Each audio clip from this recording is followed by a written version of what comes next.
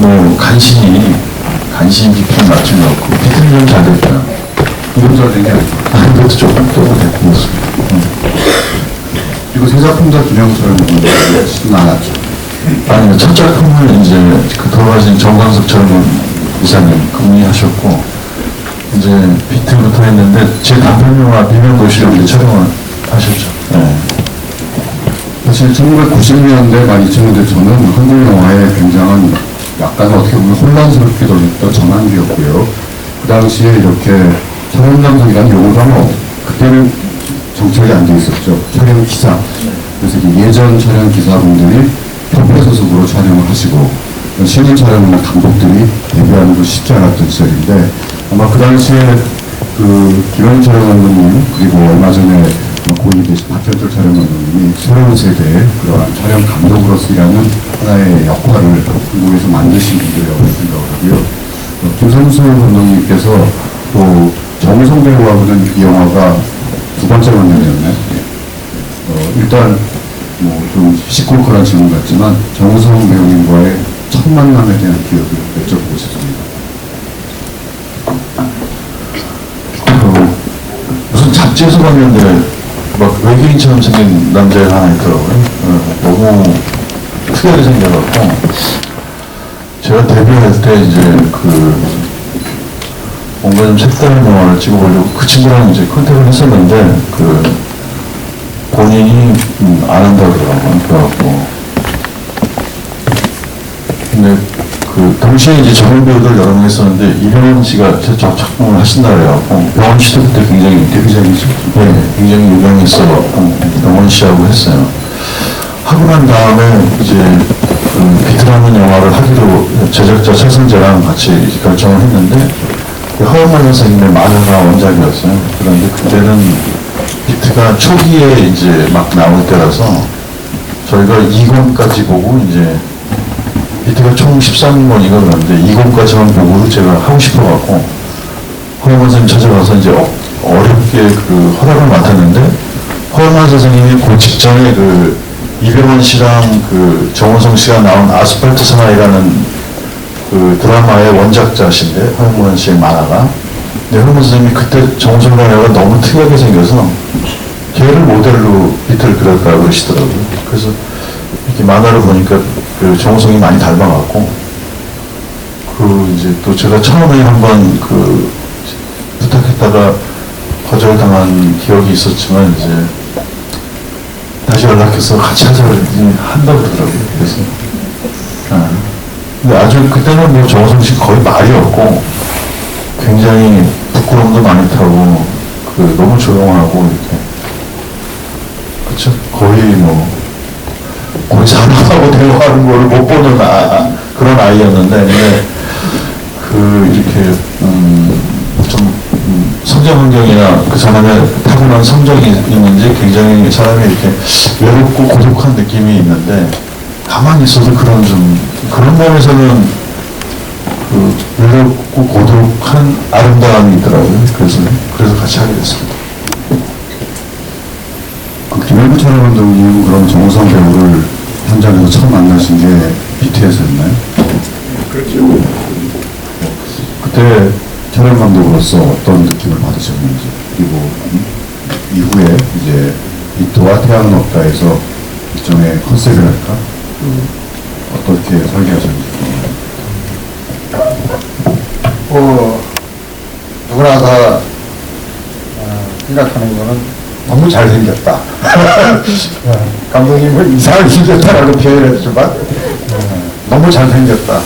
그래서 사실 너무 잘생겼기 때문에 좀 부담이 되는 면이 있었고 어떤 면에서는 비트도 그렇고 태양 없다도 그렇고 너무 잘생겼지만 그 캐릭터는 사실 그렇게 멋있는 그럴 수도 있다고 표현할 수는 없겠죠.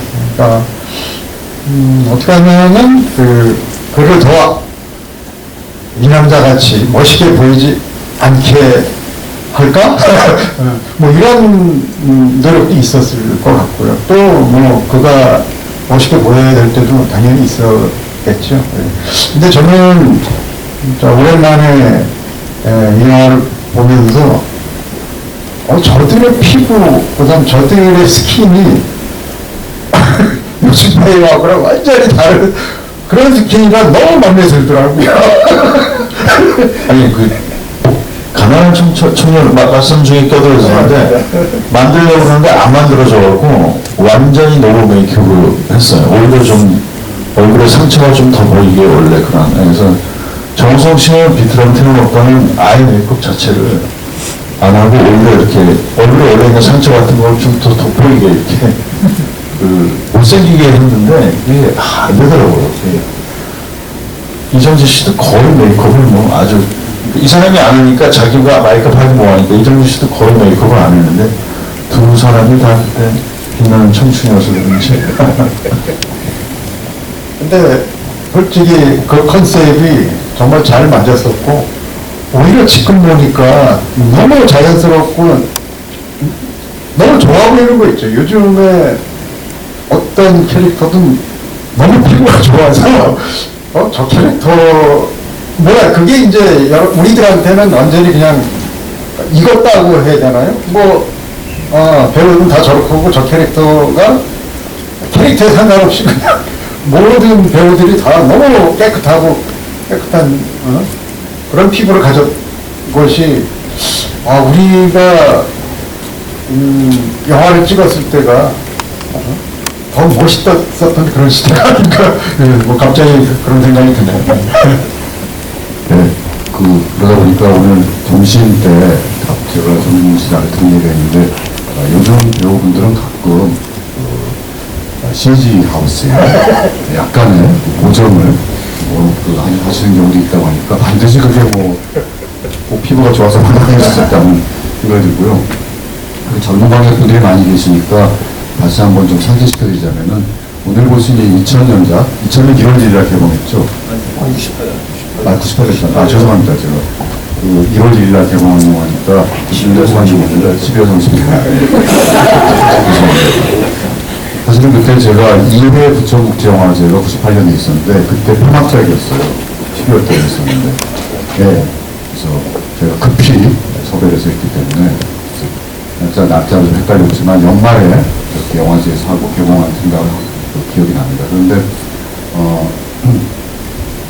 이 영화를 만들 당시는 아직 디지털이라는 것은 먼 미래의 일이었고 필름으로 찍은 영화거든요.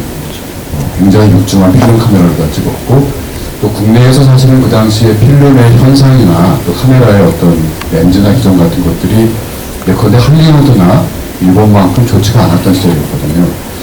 그럼에도 불구하고 이번에 4K를 보고 걸 저도 보고 깜짝 놀랐는데 제가 극장에서 그때 봤다는 영화가 아니라는 생각이 들어요. 특히 반장면이랄지 어떤 어두운 부분 같은 것들은 이렇게 어쩌면 오늘 본 것이 감독님과 촬영 감독님이 정말 원래 의도했던 화면이 이게 아니었을까라는 생각도 했는데 보고는 질에 대해서 어떻게 생각하십니까? 네, 사실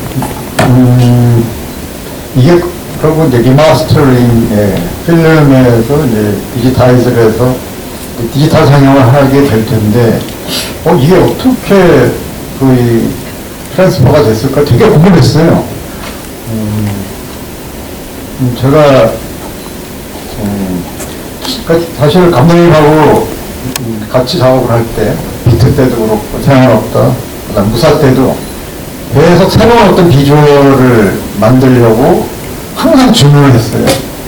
사실 저는 그 덕에 이것저것 많이 해봐서 정말 촬영적으로 굉장히 좀 성장할 수 있는 사실 저는 어떤 면에서는 김승수 감독 만나서 되게 성장했던 그런 기회가 있었었는데 특별히 이 영화에서 있어서도 그런 트라이를 했었었죠. 사실 이게 처음에 저희가 색깔랑 있을 때하고는 좀 많이 달라요. 솔직히 어떤 면에 있어서는 이게 더 좋았다라는 것도 있었지만 실질적으로 그 당시에 필름으로 할 수 있었던 것이 많지 않았었기 때문에 저희가 촬영을 하면서 실제 컬러를 색온도로 조절을 한다든지 그만 작업을 그때는 할 수 있는 게 거의 없었기 때문에 촬영하면서 다 모든 걸 했었거든요. 필터도 쓰고 게다가 저기 도철이가 코피를 흘리면서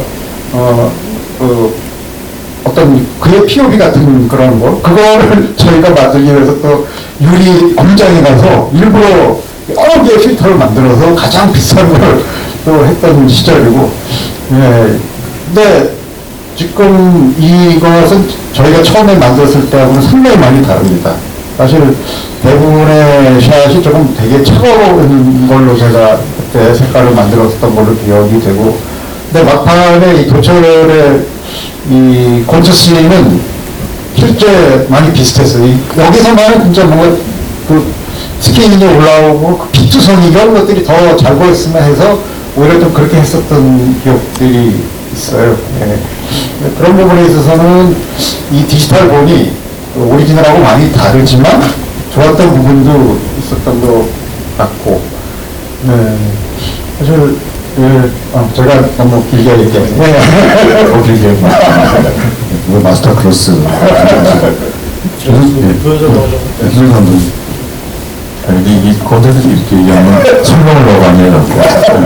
아니, 근데 저는 이 영화, 전체 영화를 지금 27년 만에 보는 것 같아요. 네, 그래서 극장에서 보는 아니요, 제가 제 영화를 개봉하면 안 보거든요. 네, 태어났다 최근에 몇 년 사이에 몇 번을 했는데, 볼까 말까 하다가 안 봤는데, 오늘도 안 보려고 했는데, 천안 감독님이 디지털 리마스터링을 했기 때문에, 한번 보시라고 그래서, 비트도 리마스터링 했는데, 그거 안 봤거든요. 근데 안 보는 거는, 오늘 보고 아까 화장실 가서 조금 후회했어요. 왜냐면, 영화 너무 유치한 것 같아요. 근데 색감은, 사실은 저는 솔직히 말하면, 해상도는 너무 좋은데, 색감은 그 촬영할 때 색감이 그러니까 저가 원했던 색감이어서, 왜 그러냐면, 사실 최영민 형님하고 저하고는 어렸을 때부터 친구거든요. 네, 그래서 같이 단편영화를 찍고 그랬는데, 이제, 최영민 형님이 미국에서 에어파이를 한국 분 중에서는 박준영 감독이랑 같이 나왔고 그 이것도 많이 있어. 그러니까 어쨌든 미국에 있는 아메리칸 필름 인스티튜트라고 되게 좋은 학교에서 공부를 하고 오셔갖고 한국으로 돌아왔는데 이제 막 굉장히 많이 알더라고요. 그래서 막 저희 친구들 모아놓고 막 가르쳐주고 그랬는데 그래서 그 실력으로 한번 영화 찍자 그래서 이제 비명도시라는 단편 영화를 찍는데 같이 찍으면서 친구지만 너무 놀랐어요. 야, 이 사람이 그런 심리한 또 촬영의 방식 이런 것들이 저도 그때 영화 학도니까 외국 영화에서 보던 것들도 막 하고 그리고 단편 영화지만 아무튼 현관등으로 우리가 찍고 막 그렇게 했어요. 그런데 제가 첫 작품은 이제 데뷔할 때는 충무로에서 어른들이랑 같이 해야 된다 그래서 어르신들하고 다 모으고 제가 이제 제 어린 신인 감독이니까 영화 찍었는데 첫 작품 할 때는 제가 이제 이렇게 하자 그러면 안 들어주시더라고요.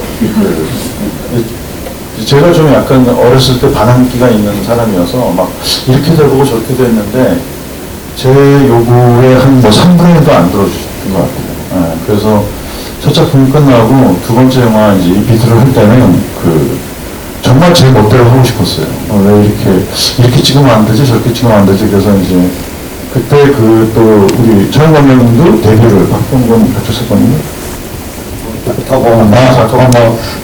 사실 진짜 살아있었어요 그때. 감독님 그 작품 하실 때. 그래서 데뷔를 했기 때문에 이제 만나서 야 우리 정말 우리 멋대로 한번 영화 찍어보자 그래서 비틀라는 영화를 찍었습니다. 그런데 그 영화를 찍는 과정에서도 그렇고 개봉하기 전에도 욕을 되게 먹었어요 둘이서. 특히 이제 그 당시에는 충무로라고 해서 이제 현재 있는 충무로역 근처로 지나가면 선배들이 그러다가 너 영화 그렇게 찍으면 안 된다 그렇게 해서 굉장히 꾸지람을 많이 먹었어요. 근데 저는 마음속으로는 선배들한테 꾸지람을 먹으면서 그러니까 어떤 거냐면 왜 카메라를 그렇게 흔드니? 왜 카메라를 속도로 바꾸니?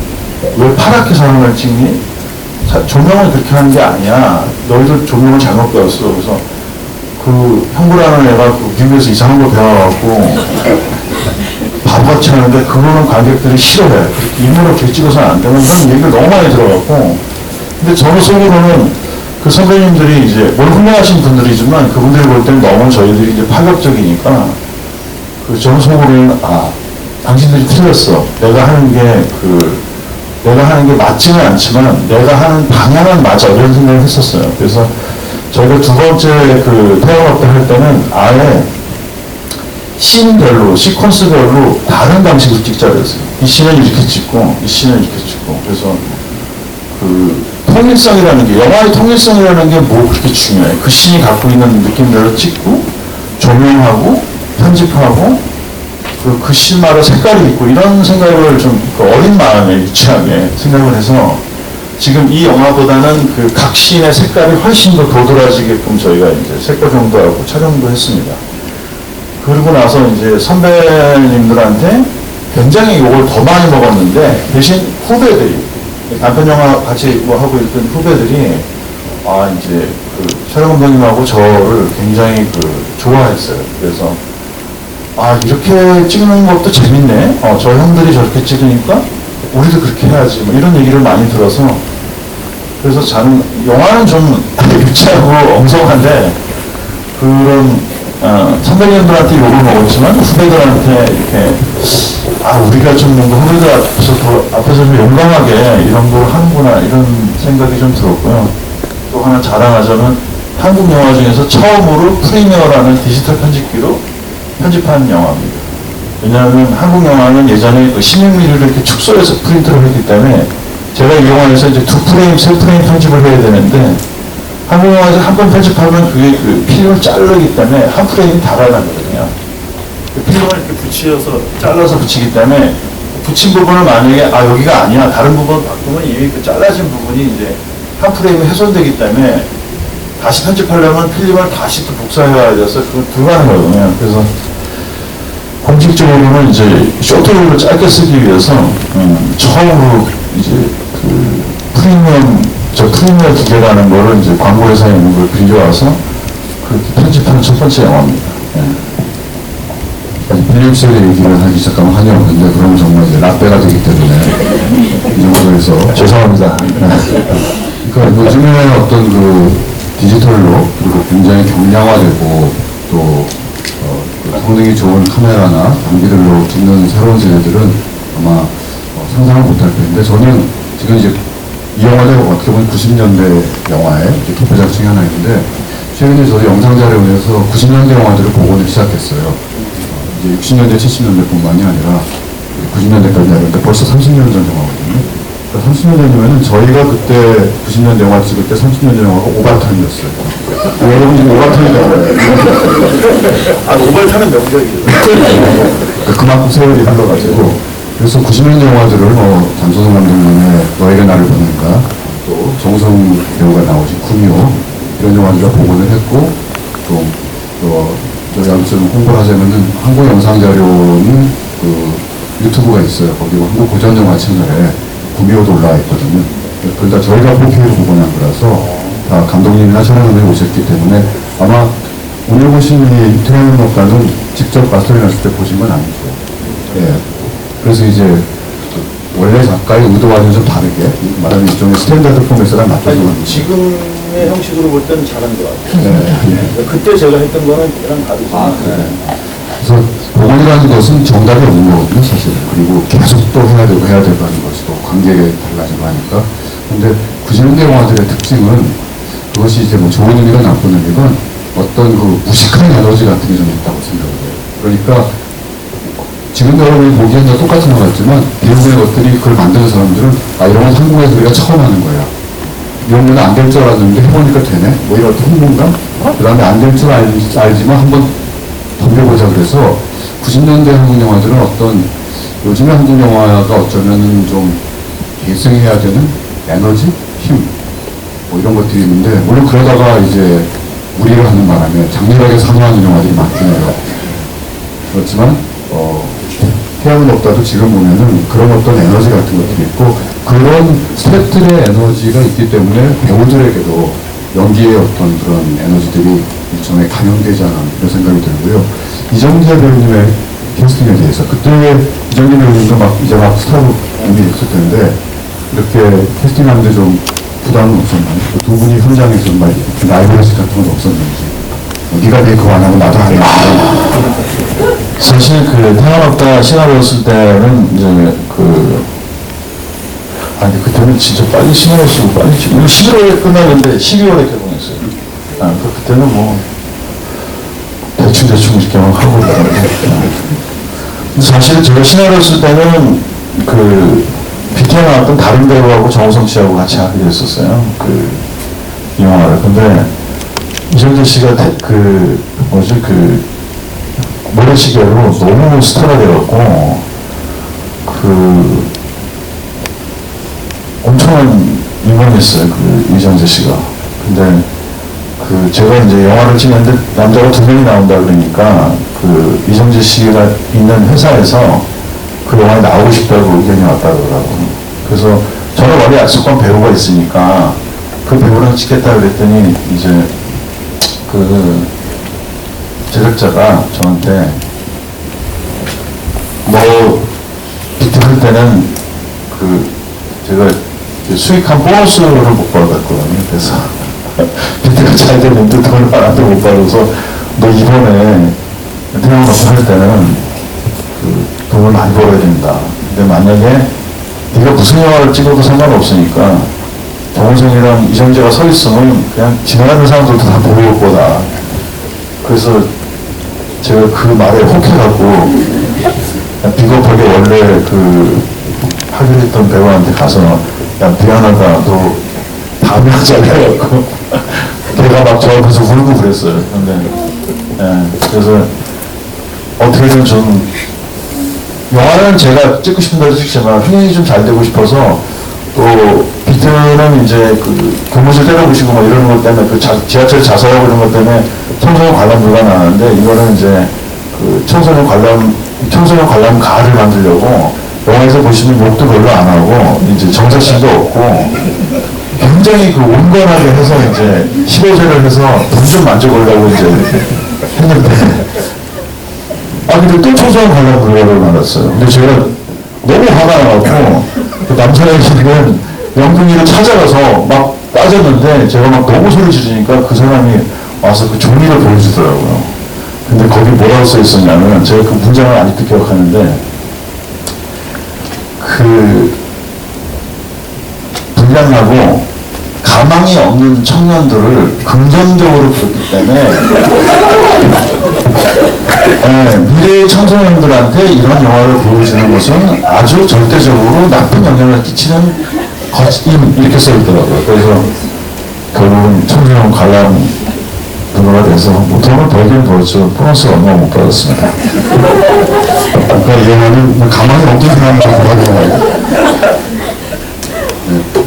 그 당시 한국 영화가 그만큼 물론 많이 벗어나고 있었지만 아직도 그런 예전의 통제나 압박 같은 것들 시대가 바뀌어도 똑같은 사람이 그 자리에 앉아있으면 여전히 그런 식으로 이제 하게 되는 거거든요. 저희들은 그런 시대였죠. 아직 대답을 제대로 못해서 죄송합니다. 이정재 얘기를 했었는데 근데 집배가 정재하고 싸웠어요. 그 얘기 좀 해드릴게요. 잠깐만요. 왜냐면 파티에 갔다가 파티에서 이제 이렇게 딱이 나는 장면이었는데 그 장면에 아까 보시면 알겠지만 임상수 감독, 이현승 감독, 이재용 감독 화면에 이렇게 구퉁에 다 나와요. 박헌수 감독, 허진호 감독도 있고 그래서 제 친구들, 후배들 이렇게 다 실제로 그 당시에 좀 젊은 감독들을 다 출연시켰는데 그거 찍을 때 이제 정재 씨가 막 감정이 올라갔고 야씨 죄송합니다. 저 요거 네, 영어로 18 놈들아 이렇게 욕을 했어요. 그런데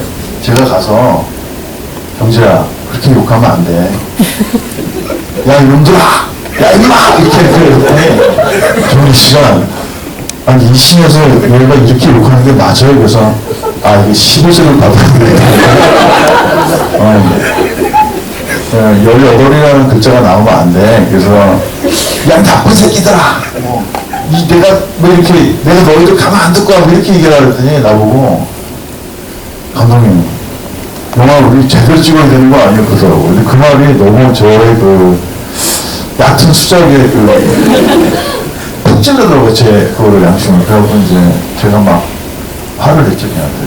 근데 또, 약간, 소심해갖고, 삐지고 막 그래서, 저도 삐지고 막 그랬던 기억이 있어요. 근데, 나중에 이제 결국 시리즈를 못 받은 다음에 제가 이정재 씨한테 정식으로 사과를 했습니다.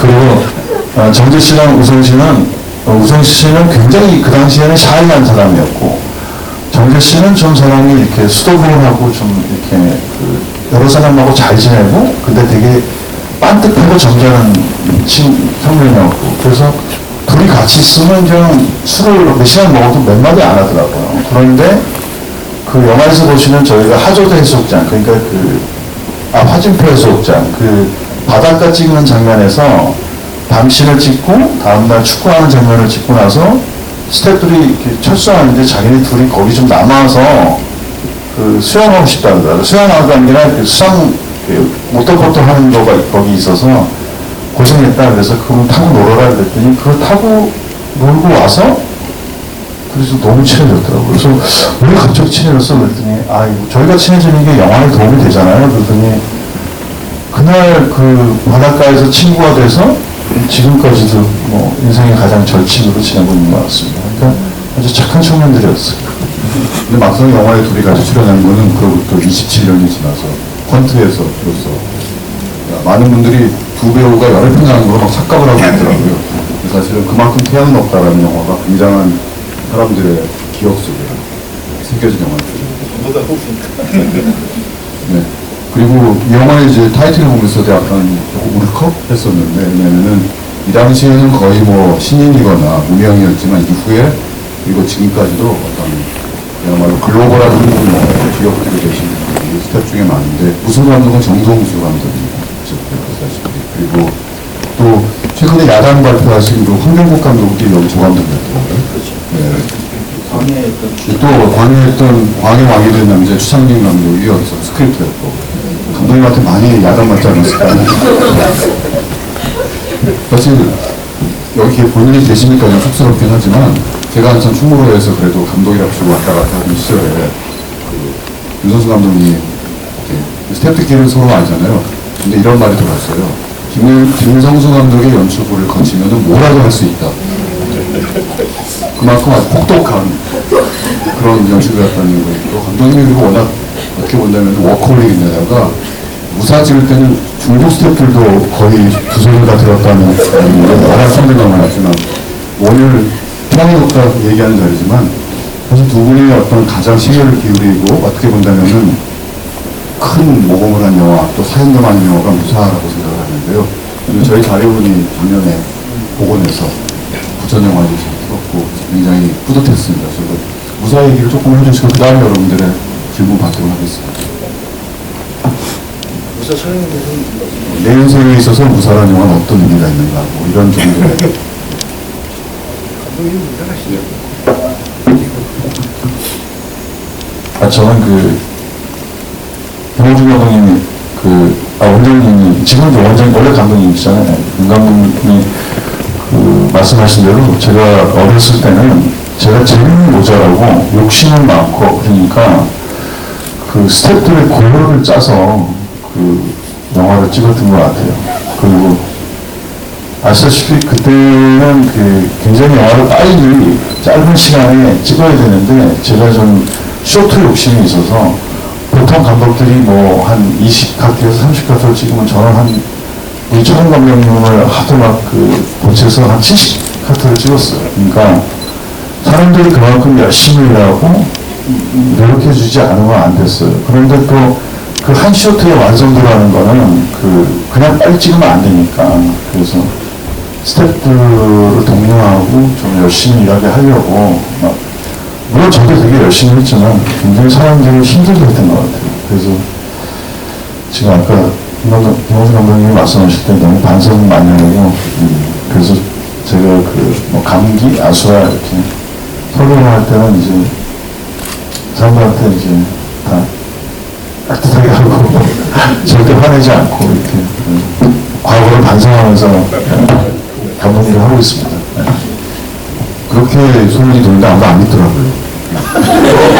나중에 이제 사실은 그러니까 아니 무사 말씀하시죠. 무사. 무사는 저는 제 인생에서 그 제일 아름다운 시간인 것 같아요. 정말 다 힘들고 너무 고통스러웠는데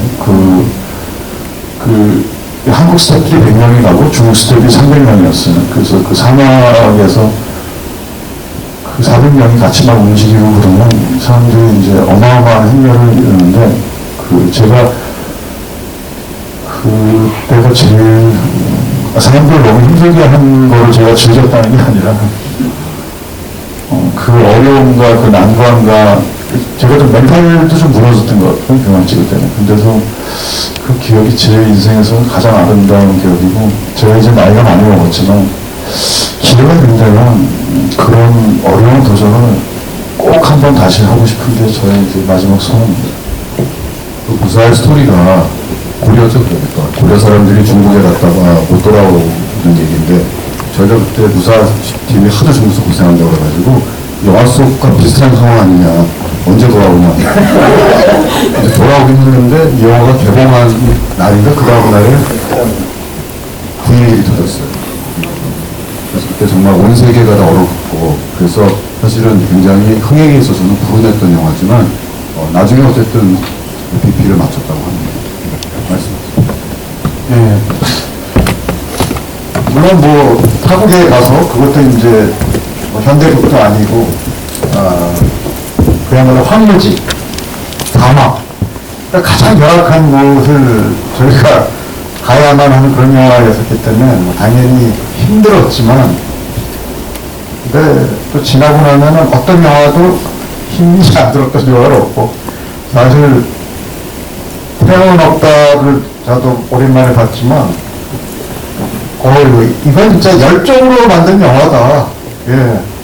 두 사람 배우에서 나오는 것도 그렇고, 뭐, 감독님의 연출,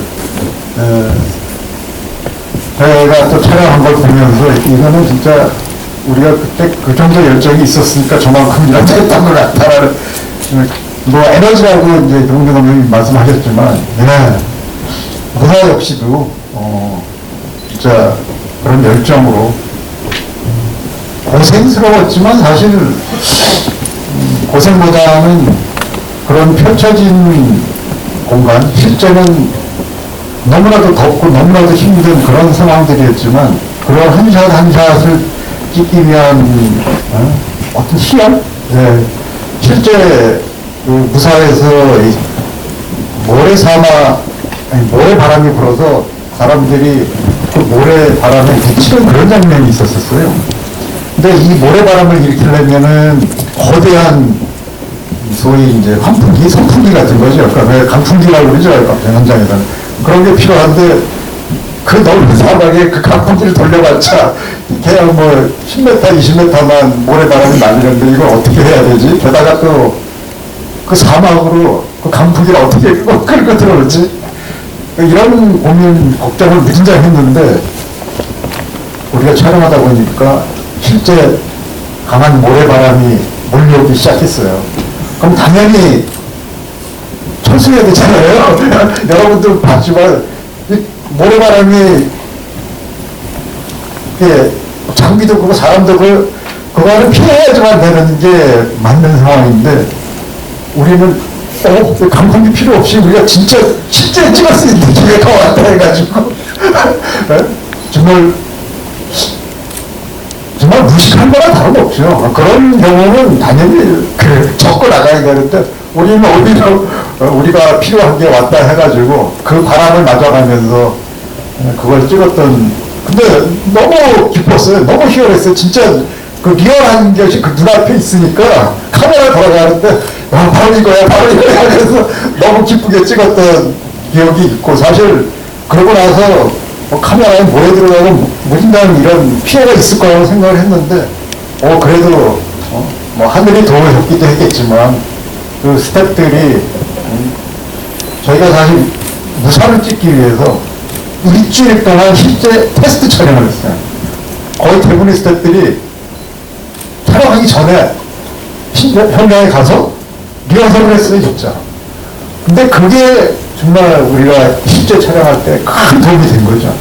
사실 그렇게 사전에 일주일씩 그것도 한국도 아니고 중국에까지 가서 그런 리허설을 한다는 거는 사실 거의 불가능한 건데 그래도 감독님, 제작자 이게 필요한 것이다라고 해서 우리가 그걸 했는데 그랬기 때문에 저희가 큰 사고 없이 진짜 그것을 해내지 않았을까.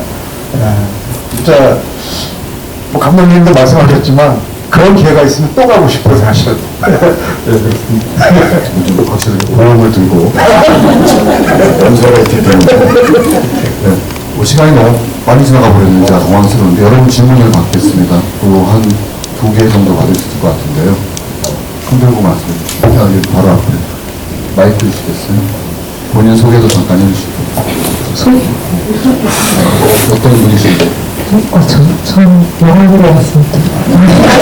감독님 필요해서 물어봤습니다. 네.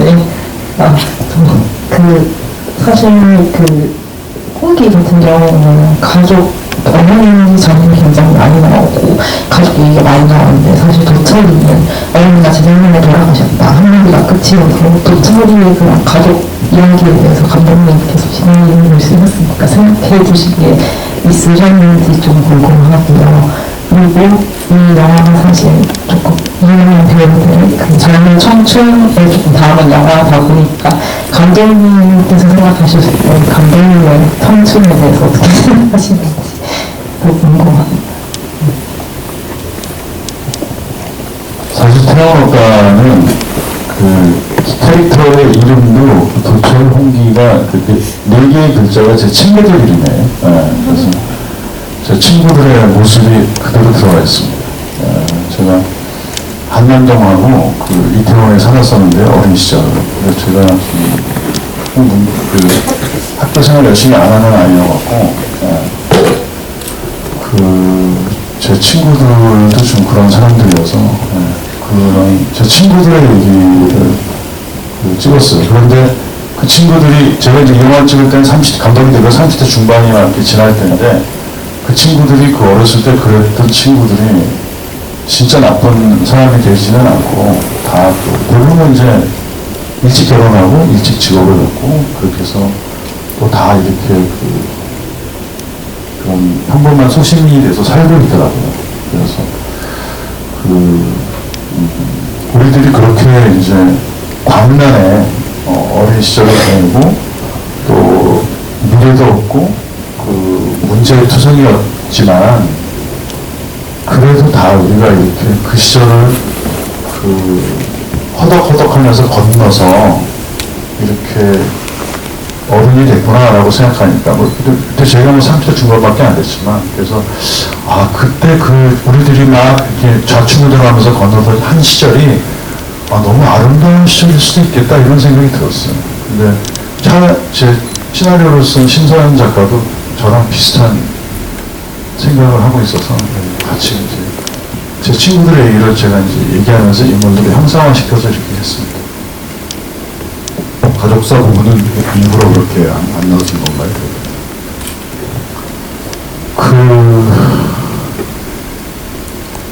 걔는 어려서 집을 나온 애 아니니까 그 가족사가 왜냐면 자기 주변에 이제 연결돼 있는 거가 이제 나와서 독립해서 사는 애들은 자기랑 연결된 일 이외에는 사실 아예 관심이 없거든요. 그런데 도처럼 이제 자꾸 오래전에 헤어지고 재혼한 어머니한테 가서 자꾸 돈을 뜯어내는 거니까 그래서 넣은 거지. 제가 좀 이렇게 영화에서 그런 가족사나 이런 거를 좀 영화에 넣지 않는 편이고 제 영화 얘기 뭐하자면 제 영화에서 한 번도 플래시백을 써본 적이 없는데 그런 좀 약간 현재에서 앞으로 나아가는 이런 묘사를 좋아해서 그런 가족사 얘기하게 되면 자꾸 과거 얘기를 돌먹이게 되는 것 같아서 이거를 근데 홍기 캐릭터에는 도움이 될 것 같아서 넣었습니다. 뒤돌아보지 않는 영화 그렇게 생각해요. 네, 한 질문만 더 받고 그리고 두 분 인사하시면 조금 마치겠습니다. 꼭 질문하십시오. 일단은 여러분이 계시는데 가장 컬러를 잘 썼던 촬영 감독이 빅토리아 스타로에 썼던 것 같아요. 예. 그분의 영화가 굉장히 강렬한 컬러를 통해서 표현하는 부분들이 있어서 그분이 어떤 컬러를 쓰는 데 있어서는 저한테 영향을 줬다라고 생각이 되고 그 외에 뭐 많은 촬영 감독들이 있으니까 뭐 그렇습니다. 이용길 촬영. 사실 내가 감독님한테는 뭐 화면에 대한 어떤 그런 영향보다는 어떤 그 한 장면 한 장면을 해석하고 바라보는 그런 해석 능력이라고 해야 되나요? 어떻게 찍어야 될 것인가 뭐 이런 부분들에 대해서 제가 조금 영향을 좀 받지 않았나라는 생각이 들고요. 기술적인 부분에 있어서는 모르겠어요. 저는 오히려 저는 오히려 좀 되게 운이 좋아서 김성수 감독님하고 굉장히 호흡이 빠르고 굉장히 좀 강렬한 뭐 이런 젊은 세대 이런 영화와 함께 그 다음엔 굉장히 호흡이 느린 영화를 찍고 호흡이 빠른 영화를 한 번 또 찍고 이렇게 하다 보니까 제가 오히려 그게 저한테는 되게 큰 도움이 됐다고 생각이 돼요. 그러니까 비틀을 찍고 아름다운 시절이라는 영화를 찍었는데 저희가 보건 중입니다. 보통 영화가 한 5, 600카드가 되는데 비틀은 거의 1000카드가 됐거든요. 그러니까 배나 빠른 호흡의 영화였었고 아름다운 시절은 140카드였었어요. 그리고 다시 태양은 없다. 근데 태양은 없다도 카트가 되게 많은 줄 알았는데 뭐 물론 뭐 다른 영화에 비해 많지만 굉장히 긴 커트도 많고 제가 그동안 김성수 감독은 무조건 되게 짧게만 쓴다라는 착각을 하고 있었다라는 생각이 갑자기 들더라고요. 이 영화를 보면서. 뭐 또 그 다음에는 이재세나? 이재세랑 찍고 또 태양 없다 찍은 무사 찍은 이후에는 봄날은 간다 이렇게 되게 호흡이 빠른 영화, 굉장히 호흡이 또 느린 영화 이렇게 하다 보니까 저 나름대로 제가 그런 영화를 만나면서 그 영화를 이렇게 찍고 저렇게 찍고 하면서 나름대로 그 영화에 대한 어떤 스타일들을 만들어내지 않았나 뭐 그런 생각이 듭니다. 대답이 좀 네. 뭐 너무 시간이 모자라서 아쉽지만 조금만 부연 설명하시고 마무리만 말씀. 네, 마무리까지 말씀하겠습니다. 먼저 저희 김용구 촬영 감독님이 이 영화를 찍었는데 그 중국의 유명한 첸카이로 감독이 이 영화를 보고 북경에서 상영할 때 아시아에 저렇게 잘 찍는 촬영 감독이 있나 해서 그 첸카이로 감독이 이제 같이 가서 또 영화를 한 편 찍으셨죠, 같이. 네. 사실 그때 우리가 이제 다 어린 학생들이고, 뭐, 저희보다 좀 선배님이시지만, 이제 그 영화 공부하고 그러면서, 저희가 선배님들한테 영화를 배운다기보다는, 우리가 이제 책으로 보고 또 영화로 보고 이러면서, 우리가 되게 좀, 새로운 시도를 좀 많이 했던 것 같아요. 근데 그런 모든 시도 중에서, 막연한 시도가 아니라 되게 구체적이고도, 정확한 어떤 이렇게 그 발자국을 남긴 사람들이 좀 있다고 생각해요. 한국 영화에. 되게 중요한 사람들이 많은데, 저는 그 중에서도 우리 김용구 촬영 감독님이 그러면, 왜냐면 제가 비트가 거의 끝나가고 그러고 저한테 갑자기 감독님 그러다 현장했어요. 그래서, 왜 갑자기 나한테 감독님이라고 그래? 그랬더니, 아니, 내가 이제 일하려고 그러면 당신은 감독으로 생각하고 내가 존중하기 위해서 그래야 돼. 그래서 제가 이 태양은 없다 할 때 처음으로 촬영 감독님이라고 했어요. 그 말을 썼어요. 촬영 감독이라는 말을. 그래서 주변에서도 그때도 저희가 어리니까 왜 촬영 기사를 촬영 감독이라고 그래? 그런 말을 많이 들었는데 촬영 감독님이 저를 존중해 주시니까 저도 이분을 존중해야겠다는 생각을 되게 했거든요. 그런데 그 주변의 동료들이 이제 비트하고 태양은 없다를 보고 굉장히 그 실험을 많이 하면서도 굉장히 이렇게 뭔가 기술적이 되는 역할을 많이 한다고 생각했나 봐요. 그래서 여러분들이 알지만 저는 제 영화를 굉장히 많이 찍으셨지만 저는 김용구 감독의 최고의 그 촬영은 사실은 그 박하사탕, 그러니까 이창동 감독님의 박하사탕, 그리고 그 봉준호 감독의 살인의 추억, 그리고 허진호 감독님의 봄날이 간다. 그리고 또 우리 홍상수 감독의 또 여러 작품들을 촬영하셨고, 그리고 또 뭐 아직 한국 영화에 90년대 출발해서 그 박광선도 인자순환도 찍었고, 그렇게 한국 영화의 어떤 기준을 세우는, 한국 영화가 그 전에 보여줬던 색감이나 촬영이나 조명이나 구도랑 다른 완전히 새로운 그 이정표를 세우신 분이라고 생각해요. 그래서 저를 필두로 굉장히 많은 지금까지 활동하고 있는 많은 감독들이 김홍호 촬영 감독님의 눈을 통해서 그 자기가 생각하는 것들을 다 그려냈고, 그래서 또 학교에 가셔서도 이제 그 많은 후학들을 가르쳐 주시고, 그리고 제가 최근에 작업했던 그 이목의 촬영 감독도 제자세요. 빌라내신 분이에요. 네, 서울의 봄이랑 아수라를 찍었던 이목의 감독도 이제 이 촬영 감독님의 제자시고, 그래서 저는 한때 친구였고 또 그 이후로는 같이 동료로 일했고 존경하는 촬영 감독이지만, 참 김영호라는 사람이 한국 영화에 있어서 큰 뭔가를 우리한테 줬구나. 그래서 앞으로도 그때 그 용감하신 것처럼 더 용감한 작업을 해줘서 훌륭한 작품 하셨으면 하는 바람입니다. 네, 너무 감사합니다.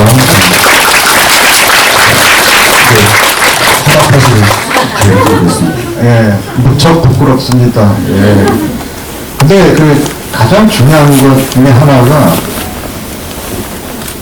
영화를 촬영 감독이 마음대로 절대로 할 수 없거든요. 뭔가 하고 싶어도 감독이 일종의 허락이나 다름없죠. 감독이 하자고 해야 할 수 있는 거지. 저 혼자 뭐 아이디어가 막 생겨서 뭐 이렇게 합시다 저렇게 합시다. 근데 감독이 그렇게 같이 하자라는 것이 없으면은 절대 할 수 없는 것이 또 촬영의 운명이라고 할까. 근데 진짜 제가 이만큼 나름대로 영화를 좋은 영화를 많이 함께 할 수 있었던 가장 기반이 됐던 거는 진짜 우리 어렸을 때 단편 같이 하기 시작하면서 계속 지속적으로 뭔가 새로운 거 사실 저는 그게 액티브하지 않은 인간인데 감독님이 계속 새로운 거 그러니까 비트는 그때 스텝프린팅이라는 게 나와서 놀라운 액션 같은 거 보여주고, 이 태양은 없다는 되게 뛰는 씬이 많아요. 근데 대본은 고성으로 찍었어요. 왜 그랬을까? 그냥 멋있으라고 고성으로 찍었을까? 절대 그게 아니거든요. 이들이 꿈을 안고 앞으로 나가고 싶은데 앞으로 안 나가지는 거죠. 그런 그런 효과죠. 사실 그게 그냥 멋있어서 그냥 그냥 아무런 의미가 그런 게 아닌데, 모든 게 다 의미가 있게 그런 것들을 다 사전에 우리가 얘기를 해서 그런 시도들을 다 한 거거든요.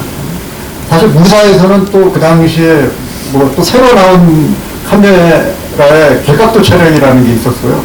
또 그런 새로운 걸 뭔가 해볼 수 있으니까 이거 가지고 우리가 그동안 했던 모든 것들을 함께 그 영화에 넣어서 또 표현해보자 해서 무사에도 또 새로운 시도들이 또 있었거든요. 그러니까 이거는 감독이 함께 하자고 했기 때문에 제가 그만큼 할 수 있었던 거지, 뭐 제가 뭐 갑자기 이런 거 하다 저런 거 하자 하는 게 아니기 때문에, 저는 그런 면에 있어서 또 하나 감독님이 이런 거를 함께 하자고 계속 요청을 하고 요구를 하고, 저는 그런 걸 또 개발해내고, 이런 부분들이 어쨌든 한국 영화, 우리 영화의 뭔가 비주얼적으로, 기술적으로 새로운 시도를 할 수 있었던 원동력이었다라고 생각합니다. 감독님 감사합니다.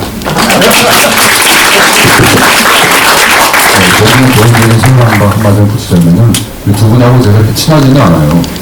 술을 먹어본 적도 없고, 그렇지만 생각해보니까 벌써 이 두 분을 지켜본 지가 30년이 넘었고, 그들의 신작이 나올 때마다 두근두근 영화에서 가서 봤고, 때로는 실망하기도 하고, 때로는 막 흥분하기도 했던 그런 것들이 쌓여서 결국 어떤 사람의 형성이 되고, 또 한국 영화가 되고, 한국 역사가 되고, 아마도 그런 것들이 어떤 형태로든지 다음 세대의 한국 영화인들에게 전해지지 않을까.